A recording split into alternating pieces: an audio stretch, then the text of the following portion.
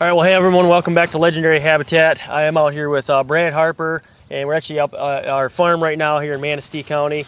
And as you can see behind me, I'm standing in right around a 1 acre food plot of corn here I've got planted. And I planted this over Memorial Weekend, and so it's, right around, I don't know, about 5 weeks after planting.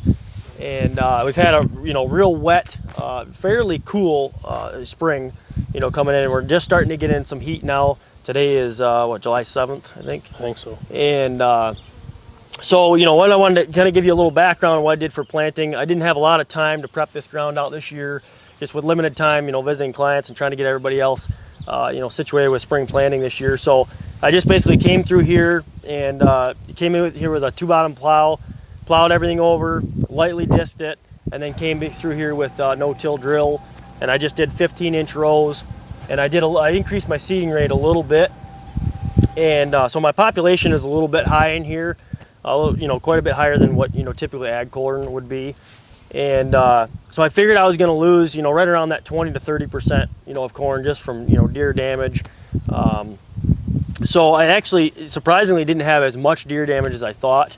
I did heat this with Deer Detour about 3 weeks ago, and that seemed to really help, knock some of that pressure off.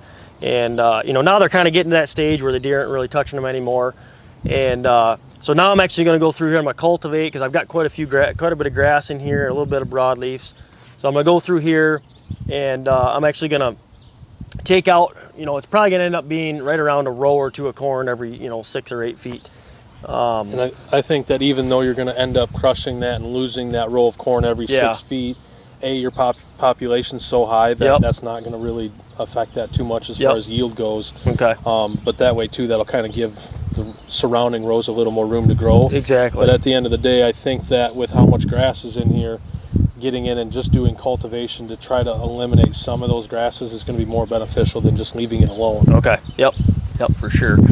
So obviously, this has been no herbicide, no pre-emergent, nothing. This hasn't been hit with anything. So, and in some of these areas, it's not horrible. There's not a lot of weed competition, but again, the population is pretty high, and so obviously we want to get a decent yield out of here. Hopefully, we can get some decent ears of corn out of this. And then after I get done cultivating, I'm going to come through here with my liquid nitrogen, and then the AP, the new all-purpose fertilizer. That's from Full Spectrum. So that's the line that the guys we're working with now. The other thing that we're going to do here, which I'm super excited about, we're doing a trial with a product that we're going to bring to market here shortly, but we're just trying to get more and more data and make sure it's doing exactly what we want. But we're able to go and spread that. It's a dry material. We can spread that right now, and then as he cultivates, that's going to incorporate that into the soil. And that way that'll really help boost your CEC and try to hold on to more moisture and nutrients. And the best way to do that is to incorporate it. We can just spread it on top of the ground. Sure. That's totally fine, but being able to incorporate it right away, that's just going to give you that much quicker of a response. Yep. And get that in that top, 3-4 inches. Yeah. Where we're right where we want it for the root zone. So we're going to do a trial there. We'll pick a certain section where we don't do that, and then everything else will get it. And I believe you're going to do just a little spot where you're not going to spray the foliar application that we're doing right now. Yep, just so we can see side by side, what our difference is. Yep. If you were to just leave this corn and basically let it go. Yeah. I did hit this about 3 weeks ago with this area right about 70, I think it was between 70 and 80 pounds of just regular granular nitrogen. So that's helped it give a little bit of a boost. And it's definitely starting to take off now. We're getting a little bit higher, we're getting some higher temperatures. Higher heat index, and that should really help it. I think so. With the next week being pretty warm, getting the cultivation done now to at least try to eliminate some weeds. Following that with the application of the AP and the liquid N, that's going to give it a nice boost. We got rain coming tomorrow, and then some hot temps. I think we're really going to see a big jump in this. Yeah, no, it should be cool. I'm excited to see how it's going to turn out. Yeah, especially if I, even taking a row of corn out here, give me a little bit more room. I can put some cool season annuals, some crimson, brassicas, stuff like that in here. Absolutely. So add in some more food and have some more cover here too. So that's kind of nice. You guys get to see it now, and then he'll be able to kind of keep us updated with pictures and videos on as it progresses and what it looks like this fall. Yeah. No, it should be sweet. No, that's awesome. Cool.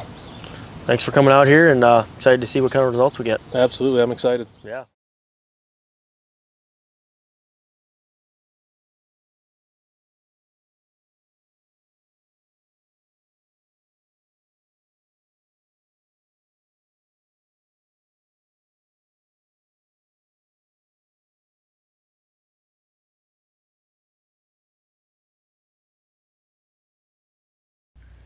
One thing I wanted to point out is the amount of grain sorghum that I've got in that 1 acre corn plot.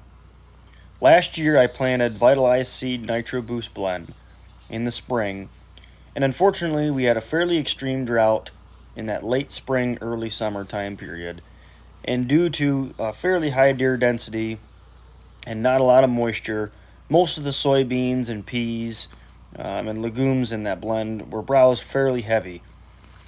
But the grain sorghum survived and did fantastic all during the summer. We ended up getting some more rains, and it ended up putting on a big seed head, and it fed a lot of deer from all the way through October into November, all the way into December. It added a little bit of security cover in, and so I wanted to do that this year with that same corn blend, and you'll see more grain sorghum in the next video. So another thing I want to show too is just how much biomass and root system these things are putting down. So if I pull one of these out, that's a root structure right there. So you can see how much organic matter we're producing under the ground, which is really important. I don't know if you can see on camera, but that root right there is probably close to 1.5 feet long, and several of these other roots actually broke off in the ground when I was pulling it out. But you can see just how much biomass and root structure we've got here. So we're making big strides as far as growing better crops and putting more carbon into our soil. Well, hey everyone, I wanted to give an update on this corn plot here. So this corn plot was planted end of May, right around I think May 30th, the beginning of June, and right now it is August 5th. And this is 84-day corn. So as you can see, some of it's starting to tassel out. But I wanted to give a little update on what I did as far as my fertilizer. So at planting, I put down some of my liquids, my starter from Full Spectrum Products and Harper Growing Solutions. I went through, did my liquid lime, my calcium, and then right around that V4 stage, I came through here with about 100 pounds of granular nitrogen. And then a couple weeks after that, I came through here with another foliar application of nitrogen, just to give them a little extra boost. And one thing that I wanted to point out, and I really screwed up on this year, and hopefully a couple of guys can learn from this. So I've got a couple different sprayers I use, and I had some clethidim in one of the sprayers, and I ended up using some tank cleaner and washed it out. It was the only sprayer I had at the time, and I ended up washing it out, but I only washed it through one nozzle. I didn't run through my whole system, and totally my mistake. And so I ended up going through here and spraying a lot of this, and so you can see on some of this corn down here, if I get down here, you can see some of these lower leaves are yellowed.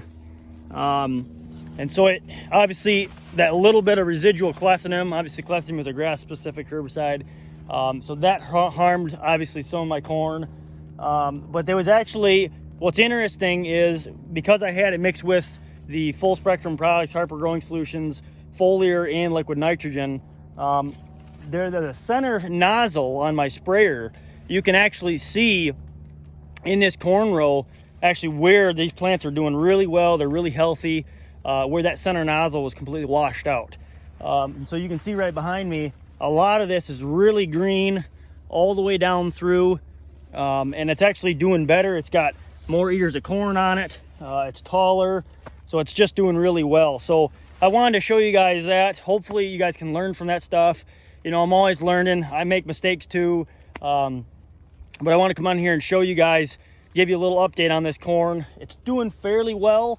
I've also got quite a bit of grain sorghum mixed in here, which I really like. Grain sorghum is a fantastic soil builder, and it's also really browse resistant. The deer don't really browse on it a whole lot, which is really nice.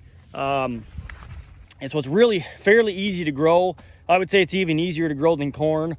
So I've got quite a bit in here. I had it mixed in, and I broadcast and cultipacked in right before I drilled my corn in, and it worked out pretty darn good. So excited about this corn. I'm gonna hit this with another 100 pounds of granular nitrogen, and it's just starting to rain up here right now.